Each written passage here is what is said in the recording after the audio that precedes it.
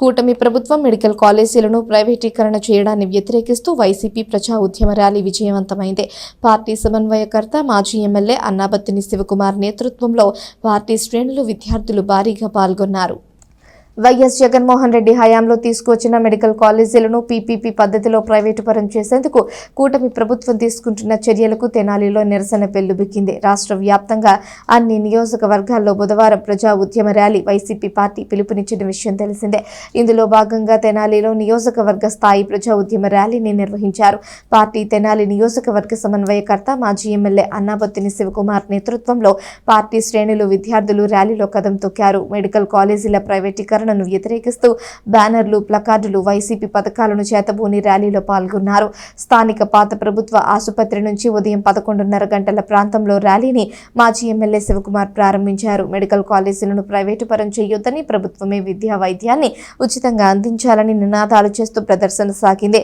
గాంధీ చౌక్, బోసు road మీదుగా ప్రదర్శన sub collector కార్యాలయం వరకు సాగింది. మార్గమధ్యంలో గాంధీ చౌక్ డైమండ్ టీ సెంటర్లో కొద్ది నిమిషాలు ఆగి నినాదాలు చేశారు. సబ్ కలెక్టర్ కార్యాలయంలో తమ డిమాండ్లతో కూడిన వినతి పత్రాన్ని సీనియర్ అసిస్టెంట్ శివత్రివేణికి శివకుమార్ పార్టీ నాయకులు అందజేశారు.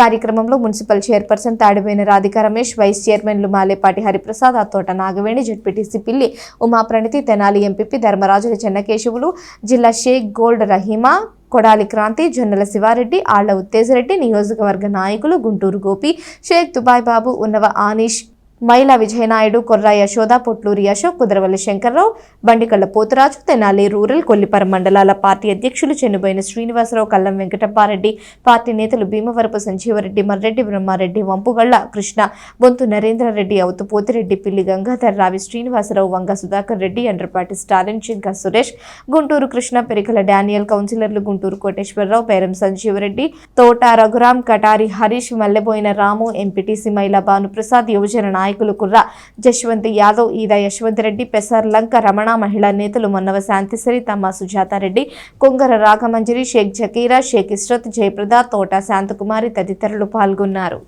ఈరోజు ప్రతి ఒక్కళ్ళు పేద, మధ్యతరగతి, దిగువ మధ్యతరగతి ఎవరైనా సరే ఒక రాష్ట్రానికి కావాల్సింది విద్యా వైద్యం. ఈరోజు కూటమి హయాంలో ఈరోజు విద్యా వైద్యమే అసలు పూర్తిగా అంతమైపోయిందనే అనుకోవాలి. ఏ రకంగా అయితే ఆరోగ్యశ్రీ అమల్లో ఉండేదో ఇప్పుడు ఆ ఆరోగ్యశ్రీ లేవు. 108, 104 సేవలు అంతకన్నా లేవు.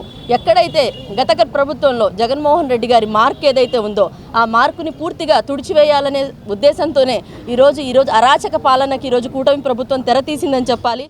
ఈ రోజున కూటమి ప్రభుత్వం వచ్చినాక ప్రజలు ఏ విధంగా నష్టపోతున్నారో, రైతులు కానివ్వండి, అలానే స్కూల్ పిల్లలు ఈ రోజున నాడు నేడు అన్నారు. మన జగన్మోహన్ రెడ్డి గారు ముఖ్యమంత్రిగా ఉన్నప్పుడు ఏ విధంగా నాడు నేడు స్కూల్ కానివ్వండి, అలానే పెన్షన్లు కానివ్వండి, ఏ విధంగా చూసుకున్నా ఆయన మనం అందరం శిరస్సు నుంచి దండం పెట్టినాము మన ఫలితం ఉండదు. ఎందుకంటే ఆ విధంగా పాలించారు. ఈ రోజున కూటమి ప్రభుత్వం వచ్చినాక సిలిండర్లు అన్నారు, ఏ విధంగా ఇస్తున్నారు? ఒక సిలిండర్ ఏదో ఎంతో కొంత ఒక 10 మందికి ఇచ్చి ఏదో 100 మందికి ఇచ్చారని చెప్తున్నారు. ఈ కూటమి ప్రభుత్వం వచ్చాక ప్రజలు ఇప్పుడు ఈ రోజున నేను ఒక చైర్మన్గా వార్డుల్లోకి వెళ్తున్నానంటే కొంతమంది అడుగుతున్నారు, ఏమని? పెన్షన్లు అమ్మా మాకు రావటం లేదు ఏంటంటారు. ఈ కొత్త పెన్షన్ అనేది ఇంతవరకు అనేది ఓపెన్ అవ్వలేదు.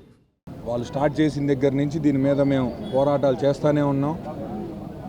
అయినా సరే ఇంతవరకు ఏ చలనం లేకుండా ఉంది కూటమి ప్రభుత్వం. మా నాయకుడు జగన్మోహన్ రెడ్డి గారు చెప్పినట్టు దీని మీద పోరాటాలు ఆగవు. పోరాటాలకి వాళ్ళకి ఎటువంటి చలనం లేకుండా ఇంకా ప్రైవేటీకరణకి ఎవరన్నా ముందుకు వచ్చి దాన్ని కనుక తీసుకోవడం జరిగితే రేపు 2029లో వైఎస్ఆర్ కాంగ్రెస్ పార్టీ ప్రభుత్వం ఖచ్చితంగా వస్తుంది. వచ్చిన తర్వాత ఈ ప్రైవేటీకరణకు తీసుకున్న ప్రతి వాళ్ళని వెనక్కి తీసుకోవడం జరుగుతుంది. ప్రతి వాళ్ళ దగ్గర వెనక్కి తీసుకోవడం అంటే ఏదో మీద పడి లాగేసుకొని ఇల్లీగల్గా తీసుకుంటామని కాదు. ఇది ఖచ్చితంగా దీని మీద లీగల్గా కూడా ఫైట్ చేస్తాం. ఇది అగ్రవర్ణాల్లో ఉన్నటువంటి పేదలు, అదేవిధంగా దళితులు, బీసీలు, మైనార్టీలు, ఎస్సీ, ఎస్టీలు వీళ్ళందరికీ విద్య అనేది ఒక కళ, ఒక పేదవాడి డ్రీమ్. అది ఒక పిల్లల్ని డాక్టర్ చేసుకోవడం అనే విధానం. ఇవాళ రమారమి మనం చూస్తే మన రాష్ట్రంలో గడిచిన విద్యా సంవత్సరంలో కానీ ఈ విద్యా సంవత్సరంలో చూసుకుంటే 2150 సీట్లు మనం కోల్పోయాం. మన స్కోర్ పరంగా చూసుకుంటే 271 స్కోర్ కట్ ఆఫ్ పెడితే పక్కనున్న తెలుగు రాష్ట్రమైన మన తెలంగాణలో వాళ్ళకి అక్కడ సీట్ వస్తుంది. మనకు 300 వచ్చినా ఇక్కడ సీట్ రాని పరిస్థితి అయింది. దానికి కారణం ఏంటంటే ఈ కాలేజీలన్నీ వద్దని చెప్పి ఈ కూటమి ప్రభుత్వం తీసుకున్న నిర్ణయం. కాబట్టి ఈ కాలేజీలు ప్రైవేటీకరణ చేసే జీవో ఏదైతే ఈ చీకటి జీవో 590 ఉందో దాన్ని రద్దు చేసుకోవాలని YSR Congress party legal cell తరఫున, అదేవిధంగా వైఎస్ఆర్ కాంగ్రెస్ పార్టీ తరఫున ఈ ప్రభుత్వాన్ని డిమాండ్ చేస్తున్నాం.